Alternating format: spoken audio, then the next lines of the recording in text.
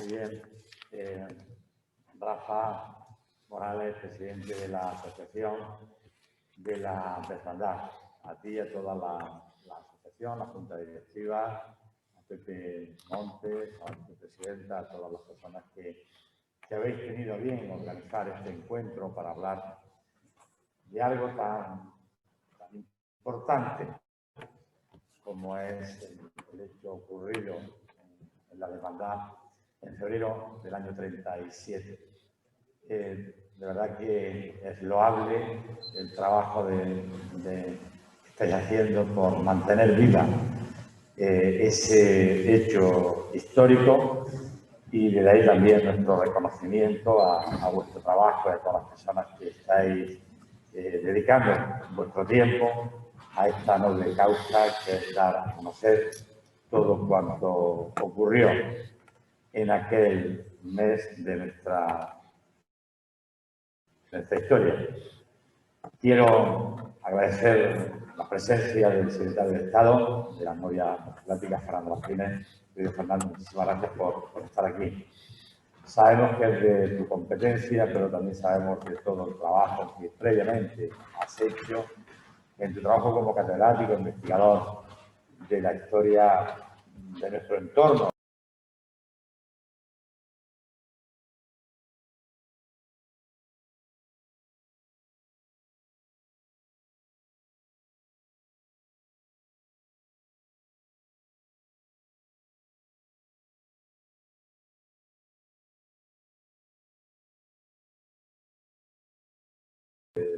Que el camino nos conduzca a la verdad que tanto queremos y deseamos, como en este caso concreto. También a las personas que nos acompañan y a las miles de personas que nos están siguiendo a través de la virtual, porque este es un tema que interesa y existe un concurso de sensibilidad en torno a él. Todas las personas que del Ayuntamiento estáis aquí, Vanessa, Paqui, también está Sergio, muchísimas gracias a todos. Y también al diputado del Congreso, Indalecio Gutiérrez. Diputado, muchísimas gracias por estar aquí también. Tu presencia también nos honra apoyando esta causa. Decía el profesor Quirosa, el decano de la Facultad de Almería, que las administraciones era importante que estuviéramos comprometidas, y aquí estamos, lógicamente. Es la segunda vez que en este espacio cultural de encuentro para la colectividad que siente y vive la cultura en Vícar, que somos todos, se habla de la desbandad y se habla de ese icono de la humanidad que asistió a los cientos de miles de hombres, niños, mayores, niños y mujeres en la desbandada Norman Bentuni. Aquí tuvimos una exposición después de la que se inauguró en Málaga, después la expusimos aquí en Vica. O sea que es la segunda vez que hablamos, que reflexionamos y que estamos sensibilizados, lógicamente, con cuánto ocurrió en ese éxodo horrible desde Málaga a Almería, esos 200 kilómetros de horror, donde se vio, dicen los expertos, que uno de los mayores genocidios que se ha vivido en la Guerra Civil Española, yo diría que incluso de los que se han vivido en el territorio de la península Ibérica. Hemos conocido cosas, queremos saber más, y por eso de ahí vuestro loable trabajo de divulgar y dar a conocer para pedir aquello que es justo, que al menos es el conocimiento histórico de lo que ocurrió. Es verdad, y todos lo sabemos y conocemos, que en este caso en concreto y en otros muchos ha sido ese deseo torticero de amañar, repito, amañar el pasado para tergiversar el conocimiento del hecho histórico. Estamos viviendo esa realidad. Por eso, gente como vosotros, la Asociación de la Hermandad, que reivindica y trabaja por conseguir el conocimiento profundo, objetivo y exhaustivo de todo cuanto ocurrió, digo, es loable lo que estáis haciendo para dar a conocer. Como también decía el profesor, también que llegue todo esto en la síntesis final a las aulas, para que generaciones venideras lo estudien, lo conozcan, al menos para que no se repita jamás en nuestra historia. nuestro futuro. Todo esto, estamos comprometidos. Soy representante público, un servidor público, y también quiero y deseo todo cuanto ha ocurrido, conocido para superarlo, conocerlo y también pues, formar y educar en las actitudes más nobles del ser humano para que estos acontecimientos nunca más ocurran. De Málaga, Almería, carretera nacional 340, el territorio del municipio de Vica son 10 kilómetros. Fuimos escenario durante 10 kilómetros de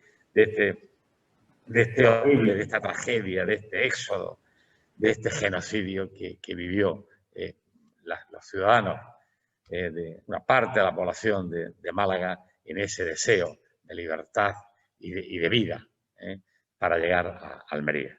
Así es que a todos mi agradecimiento, especialmente a vosotros, la Asociación de la Hermandad, Rafa, a la Junta Directiva, por todo lo que estáis haciendo.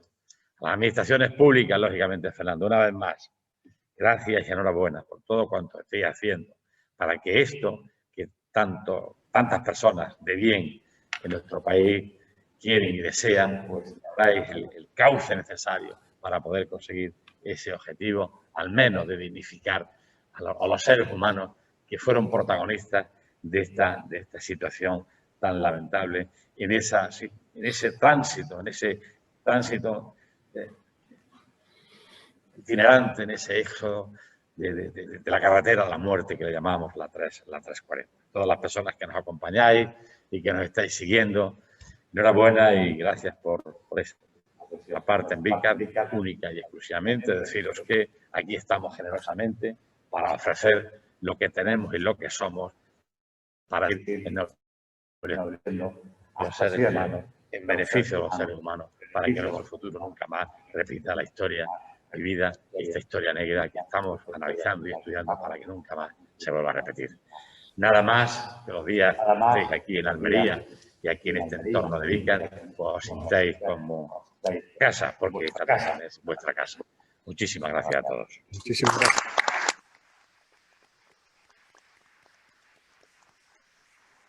Muchísimas gracias, señor alcalde. También hay que transmitirle a todo el equipo del ayuntamiento que tan buena gestión han realizado para poder llevar a término este encuentro. Bueno, y por último, para acabar, digamos, para terminar lo que es la sesión de apertura del encuentro, pues tenemos aquí a don Fernando Martínez, secretario de Estado para la Memoria. Creo que, que para nosotros es muy importante, es un honor tenerlo aquí hoy, porque precisamente desde hace ya tiempo está colaborando, apoya todo nuestro trabajo y nuestra lucha, y creemos que,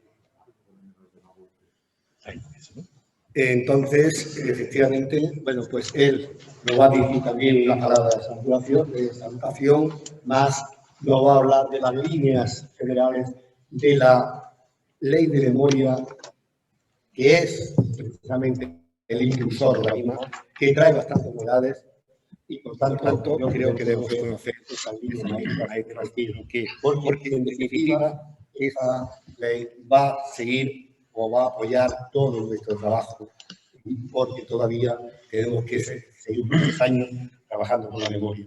Por tanto, Fernando, ¿tiene la palabra? Bueno, buenas tardes a todos. Alcalde, muchísimas gracias por tus palabras.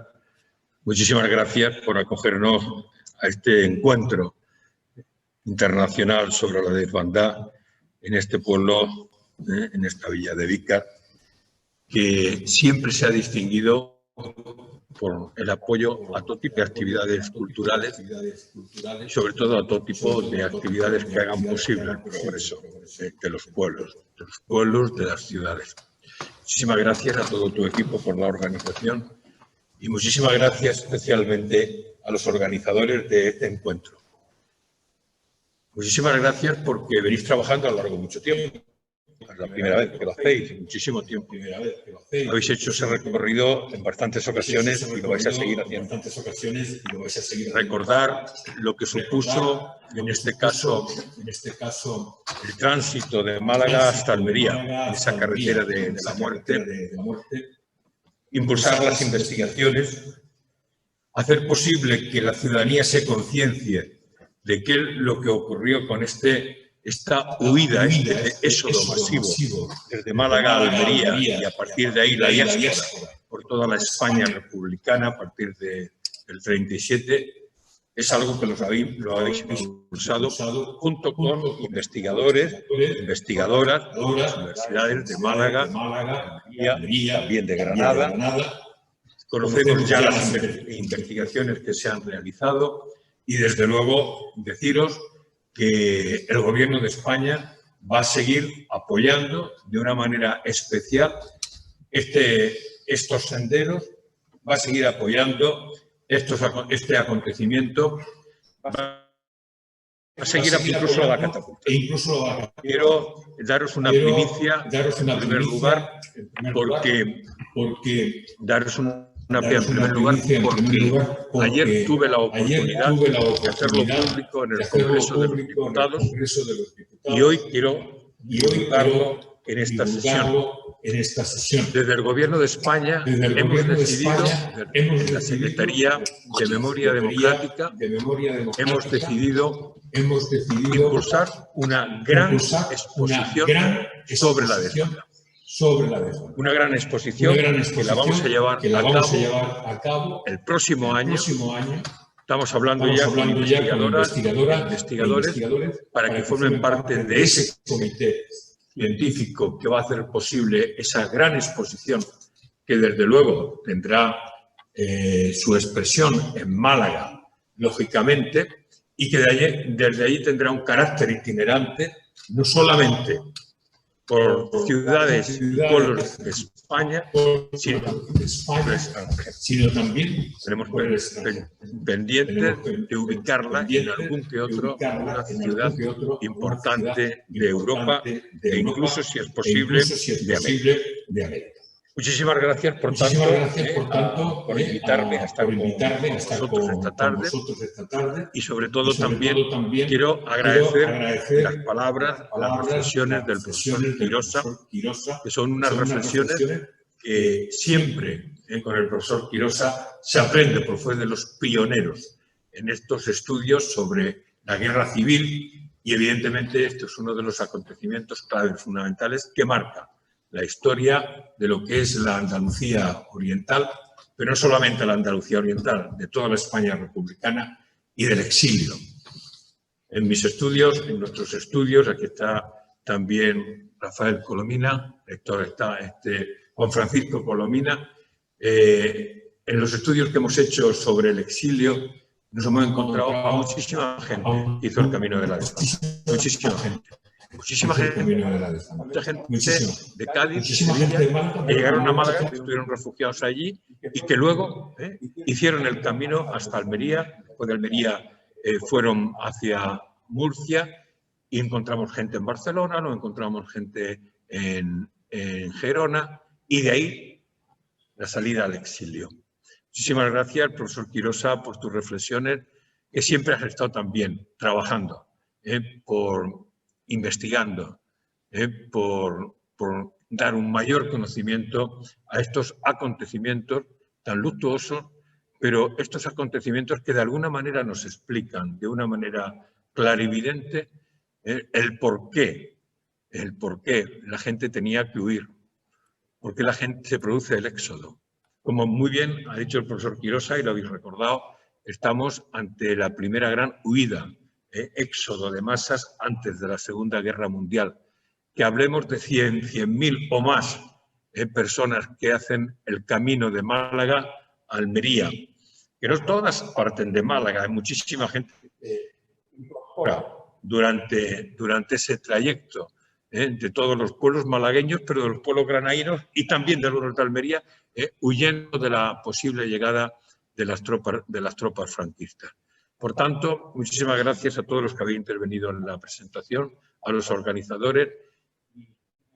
destacar no solamente la presencia de los concejales, las concejalas del Ayuntamiento de Vícar, a quien también quiero agradecérselo, sino también del diputado del Partido Socialista, Indalecio Gutiérrez Salinas, que nos honra, estando aquí también una persona muy sensible con el tema de la memoria, porque es el portavoz adjunto en el Congreso de los Diputados de los temas de la memoria democrática. Y es importante que aquí esté no solamente la representación, en este caso del Gobierno de España, que yo ostento, sino que también esté la representación del Congreso de los Diputados, que es el otro de los poderes del Estado. El Gobierno es el Ejecutivo, son las Cortes, y representante de las Cortes, y también, en este caso, el Judicial. Hoy no tengamos a nadie del Judicial. Hay una reflexión que quisiera haceros antes de comentaros, de alguna manera, lo que son los ejes fundamentales, prioritarios, de la nueva Ley de Memoria Democrática. Antes se estaba hablando de los nuevos paradigmas que marcan la memoria. Ha cambiado mucho y se ha evolucionado mucho, se ha remodelado mucho a lo largo de los últimos 20 años el tema de la memoria en España. Y yo creo que todo fundamentalmente viene marcado por una idea. Y por la idea es que la memoria ancla en lo que son los grandes paradigmas de los derechos humanos. Los grandes paradigmas contemporáneos que se plantean preservar los derechos humanos. Es importantísimo tener en cuenta que la memoria democrática ancla en los derechos humanos y ancla en los grandes paradigmas de lo que es el ordenamiento jurídico internacional, que es la verdad, la justicia, la reparación y el deber de memoria o garantías de no repetición. Me parece importante señalar cómo precisamente desde las guerras civiles y con los conflictos mundiales que asolan Europa en el siglo XX y especialmente desde el Holocausto, la memoria democrática se ha convertido en un imperativo moral que hay que atender fundamentalmente para hacer posible que no sucedan olvidos o para neutralizar, mejor dicho, las políticas del olvido. Y especialmente también para que sea posible preservar, no repetir algunos de los episodios más trágicos de la historia de Europa y en este caso de la historia de España. El firme compromiso, y antes lo decía el alcalde, el firme compromiso con la pedagogía del nunca más, se ha convertido también en algo fundamental de las sociedades democráticas en todo el mundo. Y me parece que es en torno a esto, en torno a lo que tienen que articularse las políticas de memoria. Políticas de memoria no se pueden articular solo y exclusivamente desde el punto de vista del aislamiento de un marco histórico y político determinado, porque eso nos llevaría a un bucle memorial que no lleva a ninguna parte. ¿Desde qué punto de vista, por tanto, hay que hacer el diseño de las políticas de memoria en España? Fundamentalmente en torno a lo que antes os decía. En torno, en primer lugar, a que tiene que estar estrictamente relacionadas las políticas de memoria de España con lo que son las políticas memoriales transnacionales, que tienen como eje fundamental el mantenimiento y la preservación de los rasgos más importantes contemporáneos, que es la preservación de los derechos humanos. Y no solamente eso, sino además, que es importantísimo tenerlo en cuenta, hacer posible las pedagogías democráticas para que no vuelvan a ocurrir ese pasado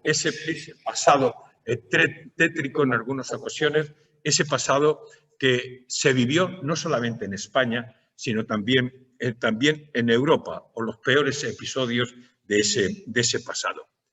Por tanto, en torno a lo que son los grandes paradigmas de la justicia transaccional, pero también los grandes paradigmas del ordenamiento jurídico internacional, como es la verdad, la justicia y la reparación y las garantías de no repetición, se ha articulado la nueva ley de memoria que ha sido aprobada por el Gobierno de España el 15 de septiembre pasado. Si vosotros tomáis como referencia la vertebración de la ley de memoria, si fijáis o situarla, estaría en torno a esos grandes paradigmas del derecho internacional.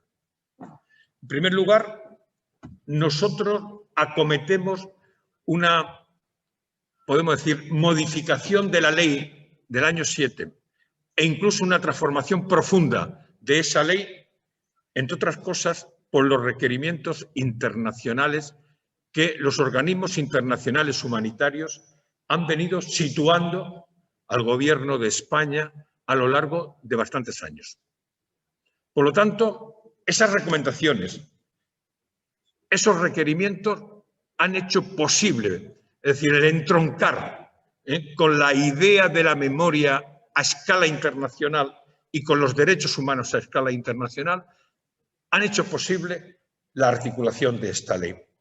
También es cierto que lo han hecho posible las ideas que bastante legislación autonómica se ha puesto en funcionamiento o que nos han hecho llegar las iniciativas parlamentarias que se presentaron en su día a las Cortes Generales, en este caso del movimiento memorialista, que me parece que es fundamental a la hora de abordar o de haber abordado el anteproyecto de la Ley de Memoria Democrática. Yo os diría que las grandes novedades que tiene la ley son las siguientes. En primer lugar, sitúa a las víctimas en el centro de la acción pública, en el centro de la política. Y lo hace a través de la condena de lo que fue el golpe de Estado y de lo que fue la dictadura. El golpe de Estado de julio del 36 contra un gobierno legítimo y constitucional y la dictadura del general Franco. La condena. Por primera vez, en una parte dispositiva de una ley se hace esa condena.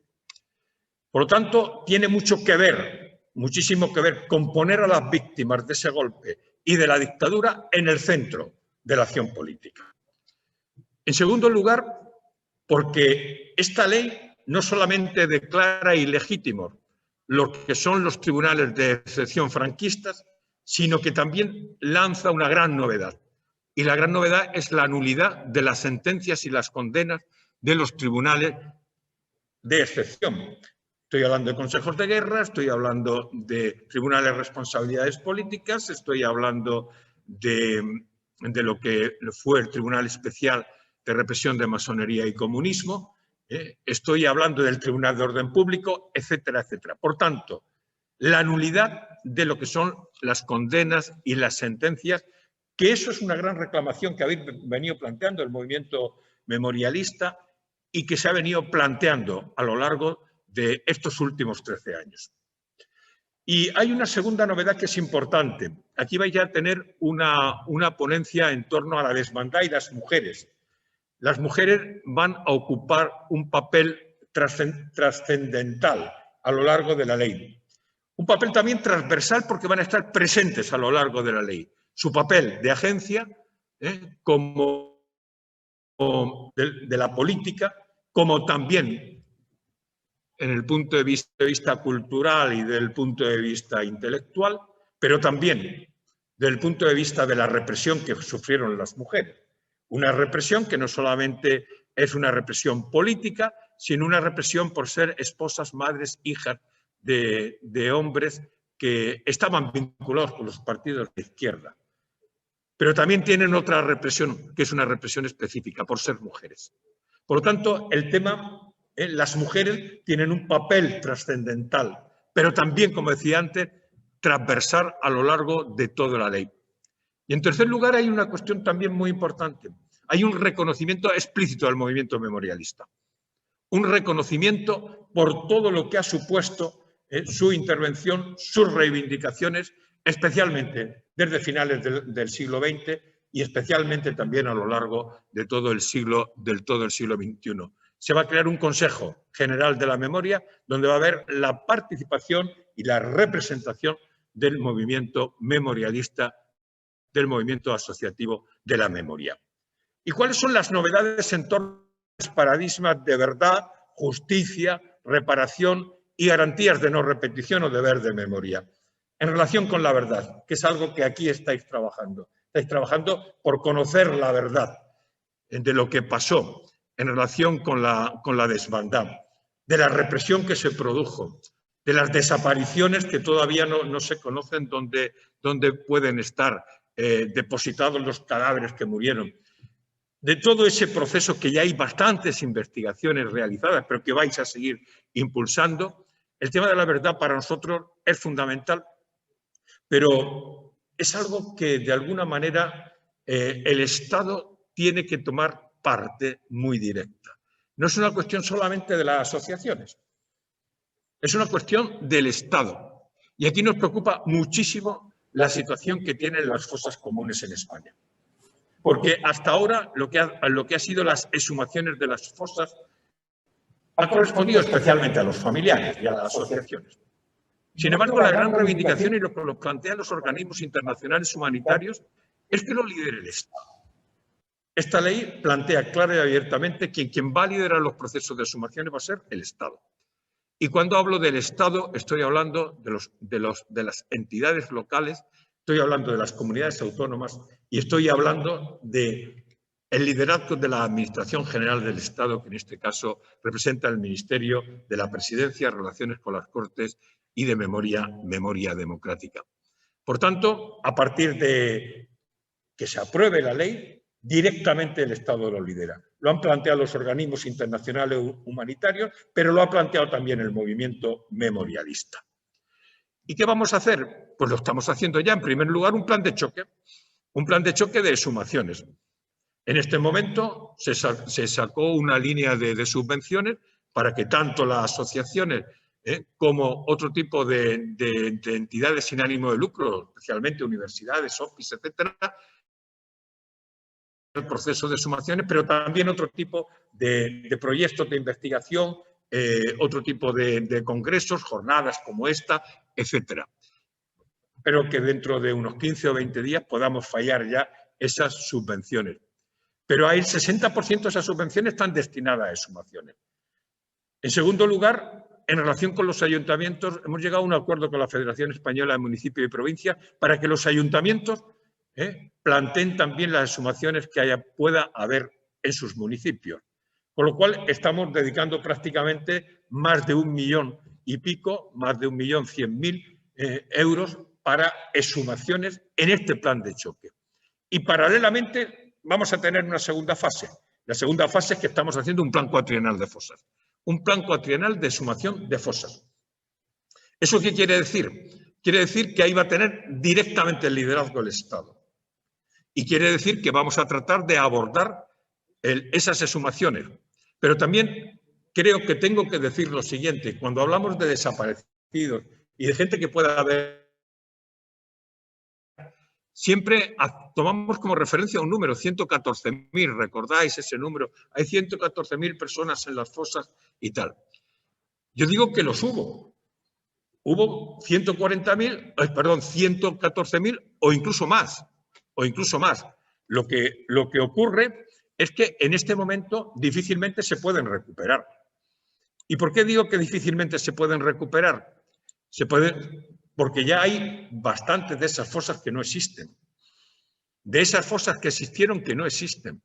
Los estudios que nos ha hecho en este caso la Sociedad Aranzadi, con equipos forenses, etcétera, muy especializados en este tema, nos dicen claramente que se podrían recuperar en torno a 20.000, 25.000.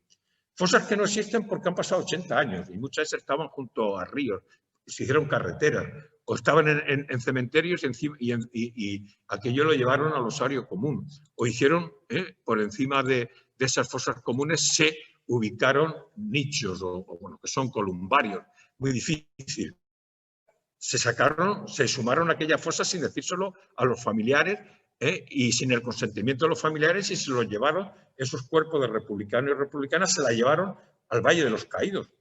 Después nos enteramos que podían estar ahí en torno a 12.000 personas inhumadas.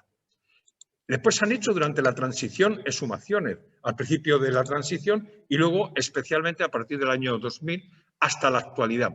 En este último tramo se han exhumado 777 fosas y se han podido rescatar más de 9.500 cadáveres, de los cuales se han podido identificar un tercio.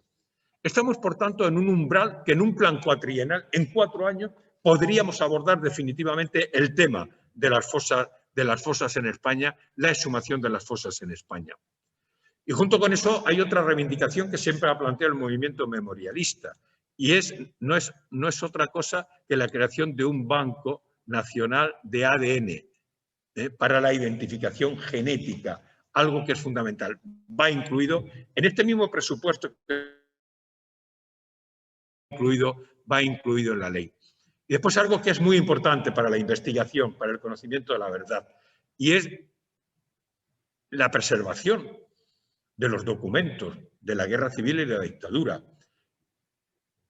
Y además, el libre acceso a ellos.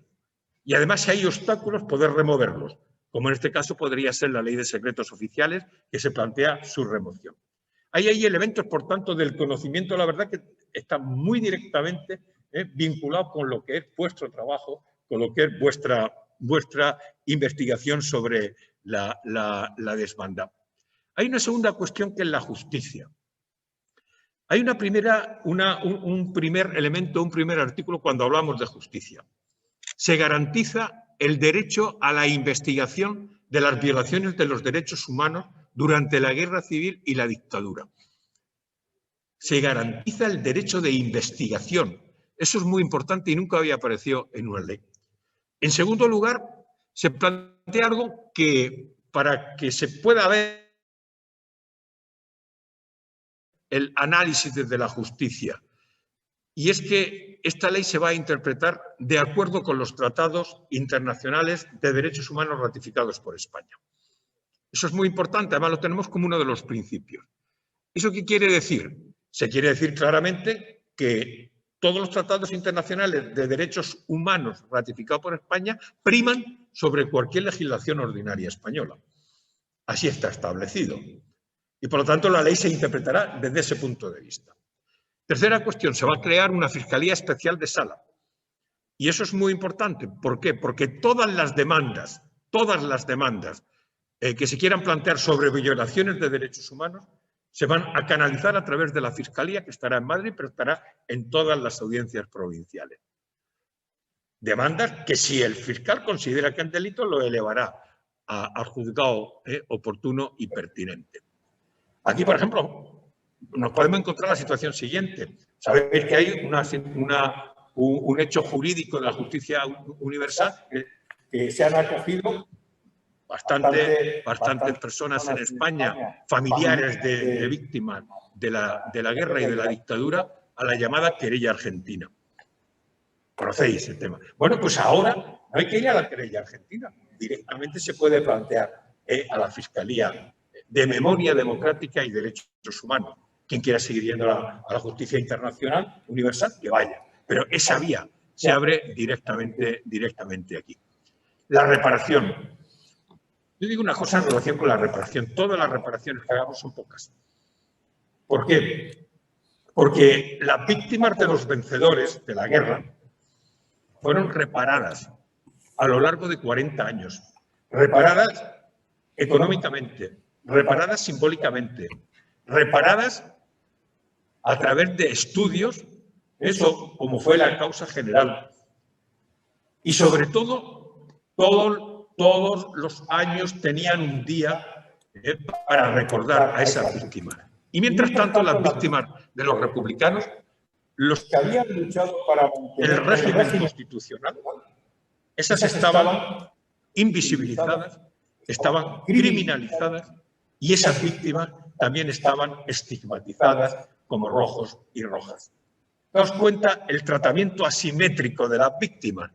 A unas se les repara y a otras se les criminaliza, se les estigmatiza y se les saca de la escena pública. Y claro, esa situación es una situación que dura 40 años. Yo ayer tenía la oportunidad en el Congreso de los Diputados comentárselo a las derechas españolas. Digo, Ustedes que hablan de las víctimas a lo largo de 40 años, las únicas víctimas que fueron reparadas fueron reparadas las víctimas de los vencedores.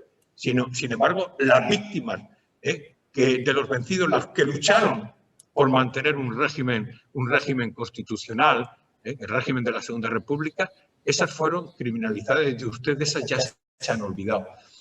Pues no, la democracia tiene el deber moral, de reparar a esas víctimas. Como aquí se ha planteado en relación con las víctimas de la carretera de Málaga a Almería o la carretera de la muerte que comentaba el alcalde. La reparación, todas las reparaciones que hagamos son pocas. Y la democracia española ganará, y está ganando en calidad democrática con el marco de las reparaciones. Es cierto que empezaron a hacerse reparaciones en el momento de los años de la transición. En otro momento determinado, aquello prácticamente se hizo un paréntesis y después vino el movimiento memorialista a finales del XX y principios del siglo XXI y de nuevo empezaron las exhumaciones, empezaron las reparaciones. Por primera vez se condena a la dictadura en el año 2002. Imaginaos, hasta el 2002 no se había condenado a la dictadura en España. Y fruto de toda esta presión, de esta reivindicación del movimiento memorialista, fruto de todo ello es la ley del año 2000 de Rodríguez Zapatero, lo que es la ley histórica, que da un salto espectacular en relación con los temas de memoria. ¿Por qué? Porque antes habían hecho reparaciones parciales como reparaciones económicas, no voy a entrar en ello ahora, pero no se había tenido una política pública de memoria. Y con la ley de Zapatero empiezan a hacerse políticas públicas integrales de memoria, de reconocimiento de aquellos que no han sido reconocidos, de reconocimiento de las víctimas republicanas. Y se empiezan a hacer exhumaciones, se hacen muchos estudios de investigación para conocer, como se comentaba antes, la verdad. Se hacen además se hace un mapa de fosas. Vosotros imaginaos lo que eso supone. Y hay presupuesto a lo largo de los años en que gobierna Rodríguez Zapatero hasta el año 11. Y cuando entra a gobernar el Partido Popular, todavía el año 12 dejó algo de presupuesto que era residual, pero a partir del año 13 hasta el año 18, recordáis cómo el anterior presidente del gobierno, Mariano Rajoy, se jactaba en la televisión diciendo que el presupuesto de la memoria era 0 euros, desde el año 13 hasta el año 18. Pues bien, el presupuesto de este año es de 11.356.000 euros para potenciar las políticas de memoria. La inmensa mayoría, el 60%, va destinado a lo que son el plan de fosas, de exhumación de fosas que antes os comentaba. Por lo tanto, el tema de la reparación, de la entrega de documentos, reparando por parte del Estado a las víctimas, diciendo quién y entregando a sus familiares, es algo fundamental. Les puedo decir que todas las entregas de esta declaración de reconocimiento y reparación que estamos celebrando son de los actos más emotivos. Aquí en Almería tuvimos la oportunidad de tener uno con la anterior ministra de Justicia y actual fiscal general del Estado, Dolores Delgado. Fue uno de los actos más emotivos que se ha estado. Prácticamente toda la sala emocionada con lo que suponía reparar a esas víctimas. Les voy a contar solamente una cosa que me llamó muchísimo la atención en uno de los actos de reparación. Fue en Madrid. Le dimos una declaración de reparación a un señor que su padre había sido fusilado y que luego lo llevaron al Valle de los Caídos sin tener conocimiento ni consentimiento de esta familia. Cuando se lo dimos empezó a llorar, pero rápidamente se recobró y nos dijo, estaba allí Dolores Delgado, estábamos en el Ministerio de Justicia, nos dijo, esta declaración de reconocimiento de mi padre, le voy a hacer muchas fotocopias. Primero, las voy a poner donde estaba la fosa donde lo enterraron. Pero después lo voy a poner por todos los bares del pueblo, para que sepan que mi padre no era un criminal, que era un maestro que enseñaba la modernización y la regeneración democrática de este país. Imaginaos lo que supone tener ese documento tan querido para ellos. Pues hay que hacer muchos actos de esta singular, de alguna manera, de este singular reconocimiento, reparación, justicia, verdad. Y antes lo decía muy bien el presentador, el organizador de este acto, deber de memoria, garantías de no repetición. ¿Todo esto para qué lo hacemos? Fundamentalmente calidad nuestra democracia, fortalecer nuestra democracia y crear las condiciones para que no vuelvan a repetirse sucesos de nuestro pasado traumático como el que estamos comentando. Y por tanto, el tema de la memoria, plantea la ley, tiene que estar en la escuela. Tiene que estar en la escuela. Lo de la desbandada se tiene que conocer en las escuelas.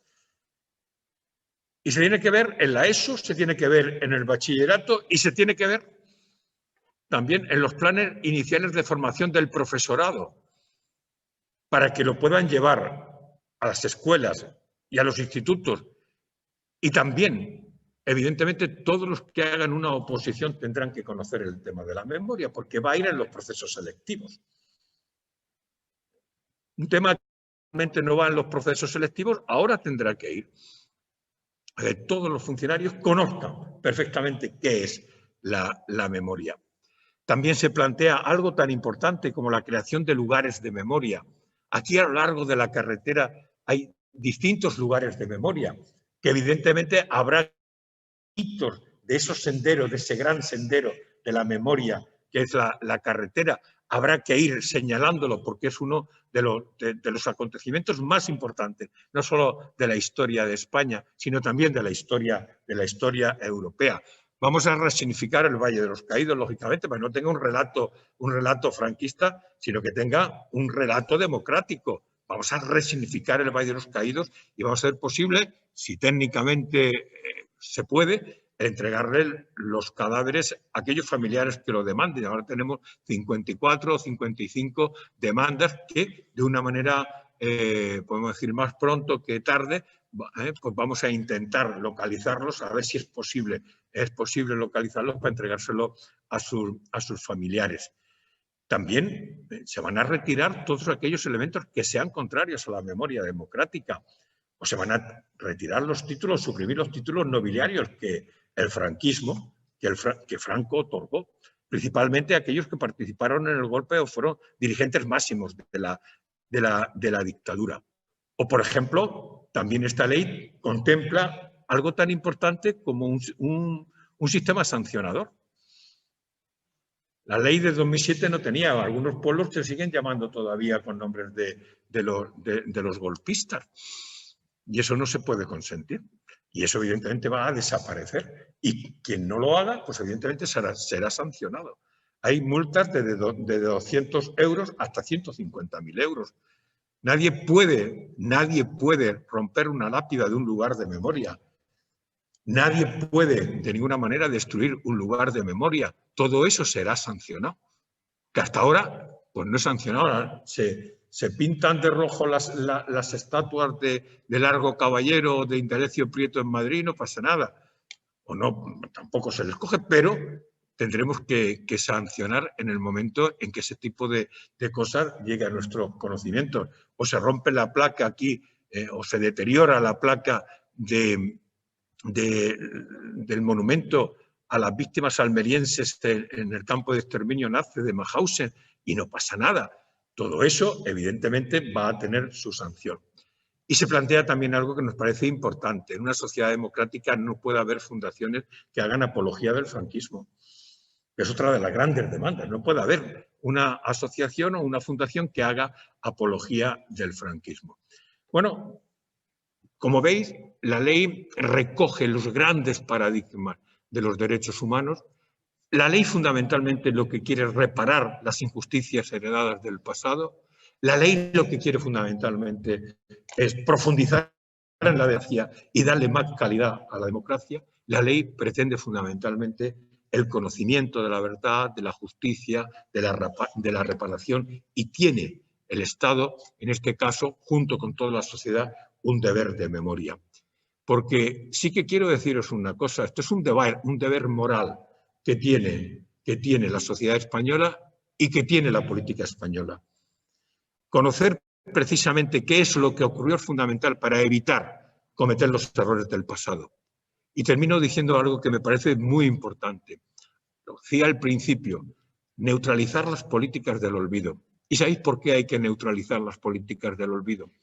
Porque sin memoria no hay presente y no hay futuro. Lo que estamos hablando aquí no es una cosa de mirar al pasado. Lo que estamos trabajando aquí y estáis trabajando vosotros es asentar elementos de análisis que nos permitan afrontar presente y futuro entre la sociedad, hacer más fuerte nuestra sociedad. Una sociedad de convivencia, una sociedad que evidentemente para la justicia heredada y una sociedad en la que existe una democracia y en el seno de esa democracia no hay opción de ninguna de las maneras al olvido. Nada más y muchas gracias.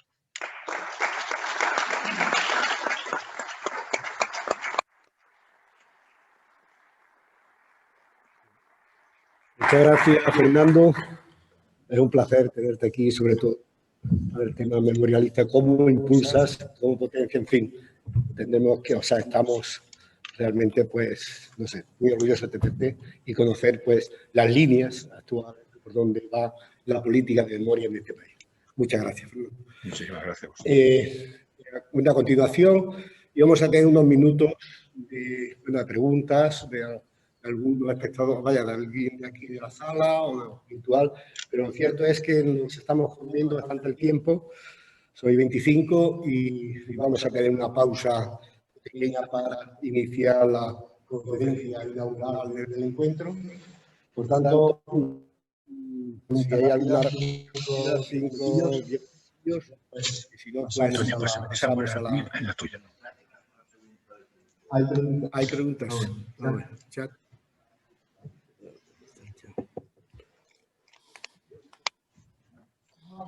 No lo veo. Sí, lo he abierto, pero...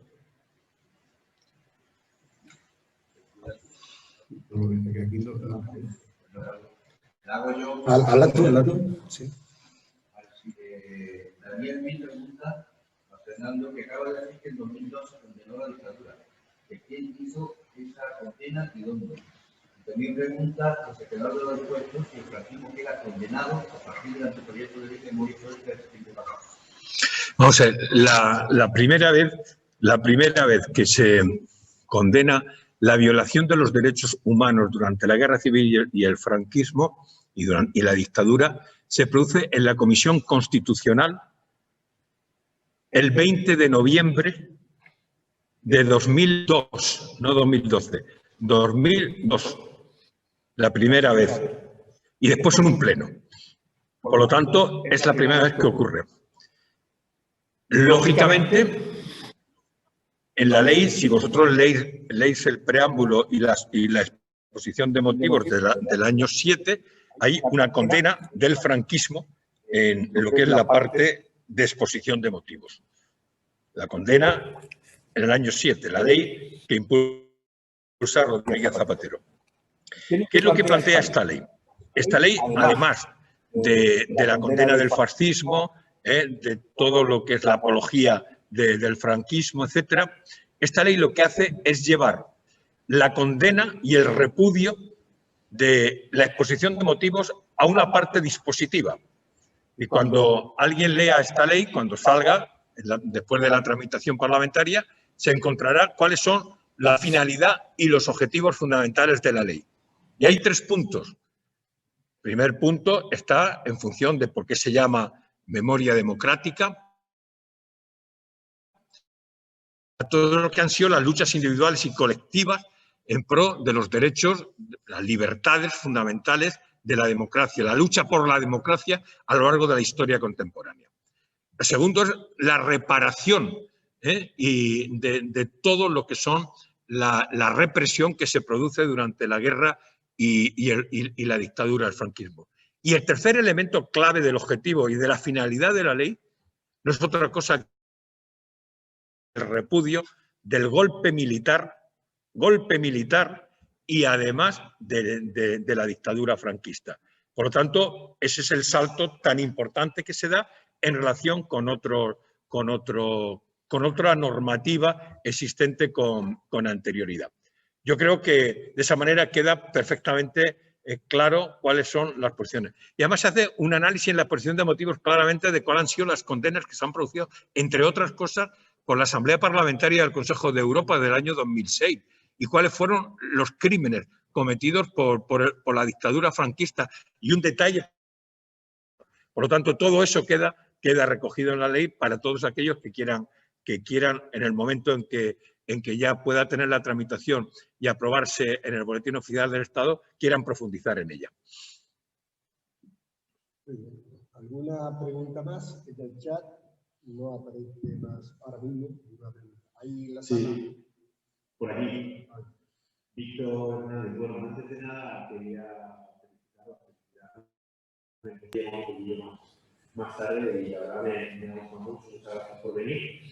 Yo soy profesor de secundaria, justo en el Rincón de la Victoria, en Málaga.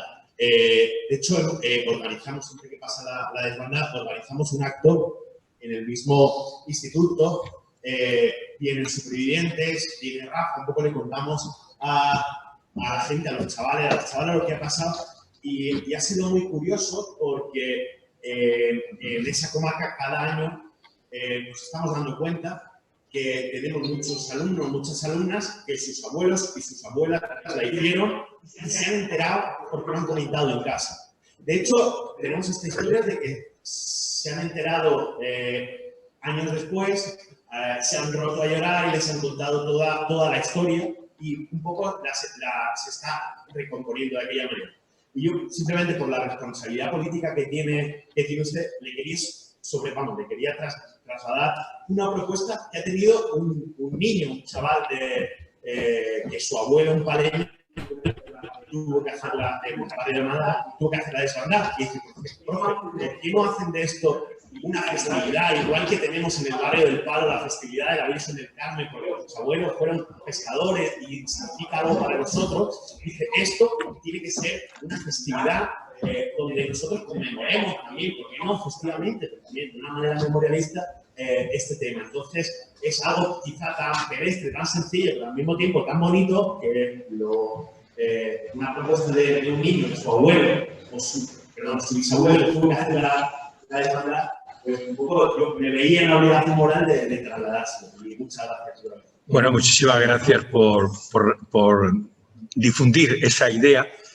Piensa lo siguiente, dentro de la ley de memoria democrática, ahí se contempla la divulgación y se contempla la realización de actos conmemorativos, como puede ser este que estamos aquí conmemorando. Ahí estableció 2 días importantes. Primero, uno, el Día de las Víctimas, que va a ser el 31 de octubre, y otro día, el 8 de mayo, que es el día, el recuerdo al exilio republicano, al exilio español de esas fechas. Y esto enlaza muchísimo con otra idea, y es que la memoria de España entronca con la memoria europea. Y precisamente quien nos hace formar parte de la memoria europea son los hombres y las mujeres del exilio, los que lucharon contra el fascismo en Europa durante la Guerra Mundial, aquellos que liberaron París, aquellos que estuvieron en la resistencia y lucharon contra las tropas alemanas. Y en Europa se conmemora el día 8 de mayo como el Día de la Victoria. Pues precisamente hemos colocado el 8 de mayo para que se ponga de relieve el entronque que tiene la memoria española con la memoria democrática europea. Formamos parte de la memoria democrática europea con nuestros hombres y nuestras mujeres que salieron al exilio. Y a mí me parece muy bien, muy bonita la propuesta que hace el alumno tuyo. Y yo creo que se podría plantear a escala regional, porque es un acto. La carretera de Málaga, el concedimiento de la carretera de Málaga, tiene un importante componente, en este caso regional, de comunidad autónoma, y desde luego nuestra idea a la hora de hacer una magna exposición, una gran exposición sobre la desbandad, es para que se conozcan todos lados. Porque ayer, por ejemplo, yo preguntaba en la Comisión de Presupuestos a los diputados, digo, seguro que ustedes no saben lo que es la desbandad. Mucha gente dijo, sabían, diputados que no lo sabían. Y entonces les tuve que contar lo que era la desbandad y por qué hacíamos, que vamos a hacer el próximo año, esta gran exposición sobre la desbandad. Así que yo creo que es una propuesta que se debe recoger para elevarla, en este caso, donde corresponde, que a escala de la comunidad autónoma andaluza. Nosotros ya lo vamos a difundir a escala nacional, pero vamos a difundir también a escala internacional el fenómeno de la desbandad. Hay otra pregunta allí. ¿Hay otra? Sí. Pues rápido que... Una angustia política con respecto a la triste historia de este país en los últimos 2 siglos. ¿Qué garantía podemos tener de que una vez que haya cambio de gobierno, el revanchismo de las derechas anule todo lo que se ha hecho ahora e incluso borre gran parte del que se hace, como están haciendo ya con los restos de Miguel Hernández de los cementerios de Madrid? ¿Qué garantía puede ser de que la derecha española se vincule de una vez al derecho internacional, que respete lo que son los mínimos derechos humanos? Creo que no sé si esa pregunta No, yo creo que hay una cuestión que es fundamental tener en cuenta. Es decir, el que las políticas de memoria que son claves para la profundización de la democracia y para la calidad de la democracia se mantengan, dependen de la sociedad en su conjunto. Nosotros ponemos todas las medidas al alcance de lo que es el marco del ordenamiento jurídico, en este caso la futura ley de memoria democrática. Pero está planteando un tema que antes el representante europeo que ha intervenido lo ponía encima de la mesa.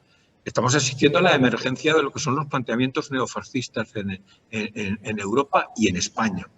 Ayer lo tenía el representante de Vox, por ejemplo, pues hacía un planteamiento negacionista de una manera generalizada, que esto no ha existido y tal, bueno, o decía unas cosas que prácticamente venían a recoger las posiciones que tenían el franquismo y los historiadores franquistas después de terminar la guerra, en los años de la posguerra. Bueno, tenemos que repensar un poco qué estamos haciendo para que ocurra eso. Y, desde luego, pensarlo para poner los elementos que hagan posible la defensa de la democracia y las políticas de memoria. Porque la memoria democrática, como antes decía, es una cuestión que hay que darle el enfoque internacional, no solamente el enfoque español, el enfoque internacional. Y moverse ¿en qué marco? En el marco de los derechos humanos, en el marco de la humanidad, que es el elemento clave. Y con esto tenemos que hacer mucha pedagogía. Tenemos que hacer mucha pedagogía, que el tema de la memoria no se quede entre 4, gente mayor o gente especialista, sino que trasciende la universidad en toda la sociedad y vea que es algo suyo porque se está jugando su bienestar. La memoria te juega tu bienestar y te juega la democracia. Entonces, tenemos que hacer mucha pedagogía, tenemos que hacer todo el ordenamiento jurídico oportuno que lo permita, pero sin lugar a dudas, difundir y divulgar muchísimo, como estáis haciendo vosotros con este acto.